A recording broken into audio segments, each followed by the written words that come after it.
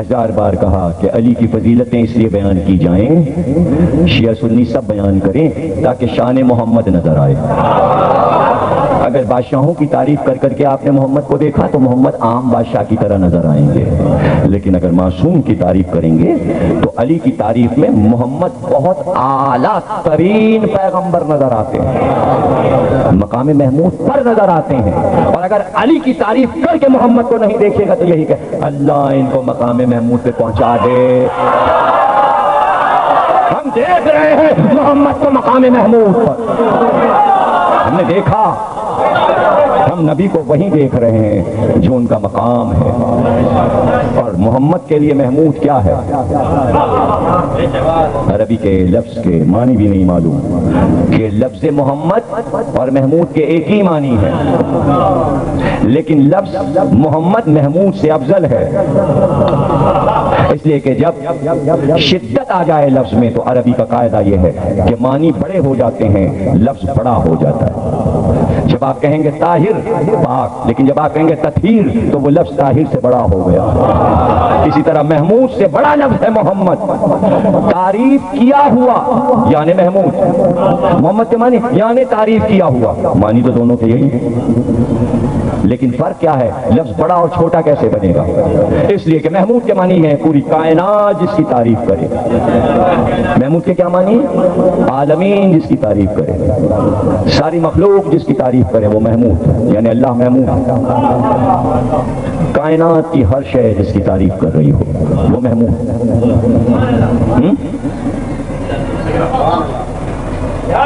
بھائی میں آپ سے کہوں میں الیکشن میں کھڑا ہوں، مجھے ووٹ دیجیے، تو کیا میں آپ لوگوں سے ووٹ لوں گا؟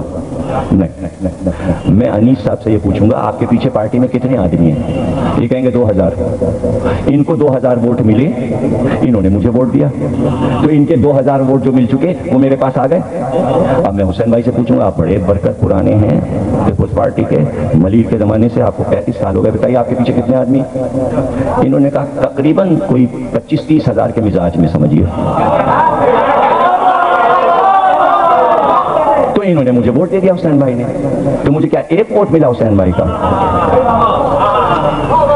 25-30 ہزار ووٹ مجھے مل گئے۔ ابھی یہاں میں رکھتا جاؤں نا، انیس کے ووٹ رکھ لیے، حسین بھائی کے رکھ لیے، بھائی غلام عباس صاحب کتنے ووٹ ہیں؟ ارے کہنے لگے ہمارے یہاں تو پورا گلشن، پورا گلستان جوار سب آتے ہیں، میں آپ کو اتنے آدمی دوں گا، میرے بہت ممبر ہیں، تو تقریباً اگر ان کے پاس آتے ہوں گے صبح سے شام تک میں تو 1000 آدمی روز آتے ہوں گے غلام عباس صاحب کی فارم پر، تو مہینے کے حساب سے لگا لیجئے 30 دن کے 30,000 آدمی تو ان کے پاس ہوں گے نا۔ ان کا ایک ووٹ نہیں ہے، 30,000 ووٹ، یہ میں نے 30,000 یہاں کہنے کو انیس ایک، حسین بھائی ایک، غلام عباس صاحب ایک، اب بھائی پتن یہ تو انکم ٹیکس کے آدمی، ان کے تو آگے پیچھے لوگ دوڑتے ہیں۔ اچھا سروس کتنے 25 سال کے بعد ریٹائر ہوتا، 25 سال میں انکم ٹیکس کے کتنے لوگ ان کے مدعا بنے ہوں گے، اور پھر جن کو خوش کرتے ہیں شعر سنا دیا، کسی کو کوئی جملہ کہہ دیا، حالیہ کے اسٹیشن ماسٹر کو خوش کرائے، امرتسر سے نئی بوگی لگوا لی، کسی منسٹر کو کچھ کہہ دیا، کسی کو کچھ کہہ دیا۔ کتنے ووٹ ہیں ان کے پاس؟ کم سے کم پوری لائف کے ووٹ ہوں گے، 50,000 ووٹ تو ہوں گے بھائی پتن کے پاس۔ مجھے ووٹ دیجئے 50,000۔ یہ ناصر رضا صاحب بزنس مین ہیں، ابھی آسٹریلیا گئے تھے، اس سے پہلے فرانس گئے تھے، ان کے بیرونی ووٹ ہیں سارے بزنس مینوں کے۔ میں نے کہا مجھے ووٹ دیجئے۔ یہ زمانہ صاحب بیٹھے ہوئے ہیں، ان کے ساتھ بہت سے سوستان بازو سب پڑھواتے رہتے ہیں، جہاں مجلس میں جاتے ہیں سب ان کے مدعا۔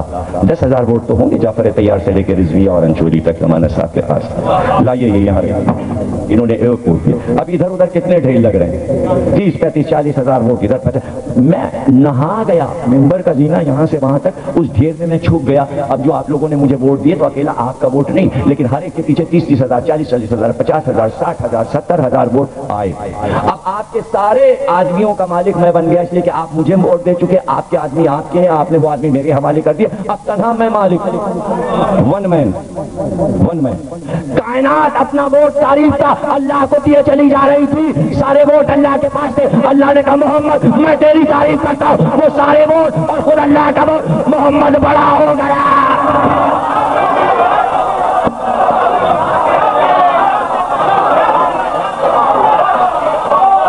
محمود نے جس کی تعریف کی اسے کہتے ہیں محمد، عوام نے جس کی تعریف کی اس کو کہتے ہیں محمود۔ اس لیے عربی میں لفظ محمد محمود سے افضل ہے۔ کیوں شیعہ سنی علماء کو یہ معنی نہیں معلوم اور یہ کہہ رہے ہیں محمد کو مقام محمود پہ پہنچا دے؟ ارے مقام محمود محمد کی وجہ سے بنا، اس کا نام ہی مقام محمود اس لیے ہے کہ محمد نے قدم رکھا، اور جس نے مقام محمود پر قدم رکھا اس کے دوش پر آلہ آئے، اسے کہتے ہیں معراج، اسے کہتے ہیں ثم دنا فتدلی فکانا قاب قوسین او ادنی۔ ولید نے کہا حسین سے، یزید نے بیعت طلب کی ہے کہ ہم قاب قوسین کے رہنے والے عام شرابی کی بیعت نہیں، ہم یہاں کے نہیں وہاں کے رہنے والے ہیں، ہم صاحب معراج محمد معراج پہ گئے، حسین دوش محمد پہ آئے۔ یزید کو کیا حق ہے کہ حسین سے بیعت طلب کرے؟ آج تک تاریخ شرمائی ہوئی ہے، آج تک تاریخ شرمائی ہوئی ہے۔ ان باتوں میں کیا رکھا ہے کہ لفظ شہادت قرآن میں نہیں ہے؟ اس میں کیا رکھا ہے کہ شہید کے معنی قرآن میں گواہ کے ہیں، قتل ہونے والے کے نہیں ہیں؟ نہ، کچھ بھی نہ ہو۔ واقعہ کربلا کسی سورے میں تو نہیں قرآن میں اتر آیا، لیکن واقعہ کربلا زندہ ہے۔ بعض چیزیں بغیر قرآن کی گواہی کے اللہ کی نظر میں اعلیٰ ترین ہیں، اور جس کی مثال کروڑوں بار دے چکا ہوں کہ اگر قرآن میں محمد کی ماں آمنہ کا ذکر نہ ہو اور عیسیٰ کی ماں مریم پر سورہ موجود ہو تو کیا آمنہ مریم سے کمتر ہو گئی؟ آمنہ قرآن میں نہ ہو لیکن آخری نبی کی ماں ہے، عجیب ہے، نہ ہو قرآن میں، ڈھونڈتے رہو آمنہ کہاں لکھا ہے؟ قرآن میں نہیں لکھا، قرآن میں نہیں لکھا، لیکن مریم سے افضل ہے۔ جس دن رسول نے کہہ دیا تھا کہ حمزہ سید الشہداء ہیں تو طے ہو گیا تھا کہ اللہ کی راہ میں شہید ہونے والے کا مرتبہ شہید ہی رہے گا، اور حمزہ کو سید الشہداء کہہ کے بتا دیا۔ حمزہ جیسے رونے والوں پر ایسے ہی رونا چاہیے، یعنی حمزہ جیسا شہید آنے والا ہے اور رونے کا کام شروع ہونے والا ہے۔ اب متعارف کون کرائے؟ رسول تو کہہ گئے، رسول تو کہہ گئے متعارف کرانے کے لیے حسین کی بہن زینب ہے، متعارف کرانے کے لیے حسین کا بیٹا سید السجاد ہے، کافی ہے۔ تبلیغ مسلمانوں میں نہیں کرنی، سب دعوے دار ہیں کلمے کے، کام ہے انبیاء کا۔ عیسائیوں، یہودیوں، راستے کے تمام راہبوں کو بتانا ہے اسلام کیا ہے۔ تو اب کوئی نبی نہیں آئے گا، حسین کا سر بتائے گا۔ یہ ہمارے بھائی تشریف فرمائے، ہر سال فرمائش کرتے ہیں، یہ ضرور پڑھیے گا، انہیں بہت پسند ہے، ہمیں بھی بہت پسند ہے۔ جب آپ شام جاتے ہیں تو دمشق سے 4-5 گھنٹے کے راستے پر حلب پہنچتے ہیں، کیا پرفضا مقام ہے، پرانا دیر تھا، راہب کا گھر تھا، لیکن اب مسجد بنا ہوا ہے، اور وہ جگہ خاص ہے کہ وہ پتھر ایک رکھا ہے جو سرخ ہو رہا ہے۔ کبھی کبھی ایسا ہوتا ہے کہ اس پتھر سے خون ابلنے لگتا ہے، کتنے لوگ اس کا ویڈیو بنا کے لائے، ویڈیو موجود ہیں جس میں پتھر سے خون ابل رہا ہے۔ وہ کون سا پتھر ہے؟ وہ ایک پتھر تھا، اس دیر میں تھا 1400 برس پہلے۔ وہ راہب جب انجیل پڑھتا تو اسی پتھر پہ رکھ کے پڑھتا، جب تلاوت کرتا انجیل کی تو اس پاکیزہ پتھر پہ انجیل کو رکھ لیتا۔ یہ وہی پتھر ہے جو اب تک حلب کے اس مسجد میں جو کبھی دیر تھا، اس راہب کا رہنے کا مقام تھا، بلند مقام۔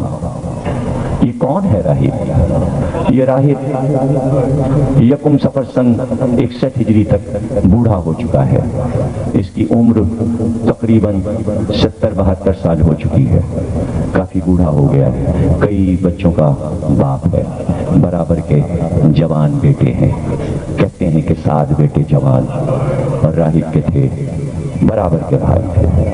ایسے میں جب اس کی جوانی تھی، مباہلے کا واقعہ ہوا، جب یمن کے راہب جانے لگے تو ہر شہر کے ایک راہب کو دعوت دی گئی تھی کہ ہم مسلمانوں کے نبی محمد سے مباہلہ کرنے جا رہے ہیں۔ یہ بھی اس دعوت میں شریک تھا، اور اس نے وہ منظر دیکھا تھا کہ پرندوں نے اپنے پر ڈال دیے تھے، گردنیں ڈال دی تھی، آفتاب کو گہن لگ رہا تھا، ایک ایسی فضا ہو گئی تھی کہ جیسے عذاب آنے والا۔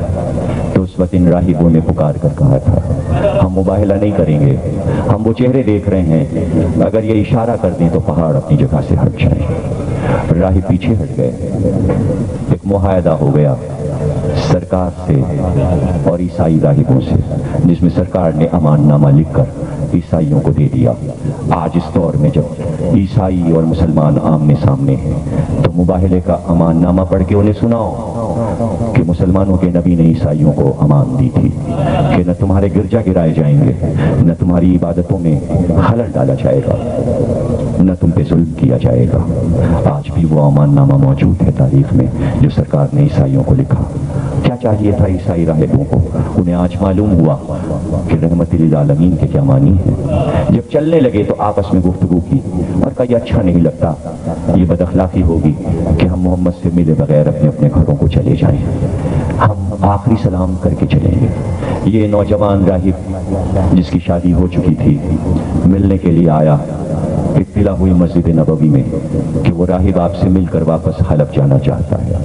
سرکار کی بارگاہ میں اس کو باریابی ہوئی، لیکن اس وقت آیا کہ رسول جب دو زانو بیٹھے تھے اور حسین 5 برس کے رسول کے زانو پہ کھڑے ہوئے تھے اور یوں کھڑے تھے، میری طرف دیکھو کہ رسول 2 زانو تھے، حسین کے پیر رسول کے زانو پر تھے اور حسین کا سیدھا ہاتھ رسول اللہ کی گردن میں تھا اور دوسرے ہاتھ سے ریش مبارک پہ ہاتھ پھیر رہے تھے حسین، ننھے ننھے سے ہاتھ نانا کے ریش پہ پھیر رہے اور پیار سے نانا نواسے کو دیکھ رہا تھا۔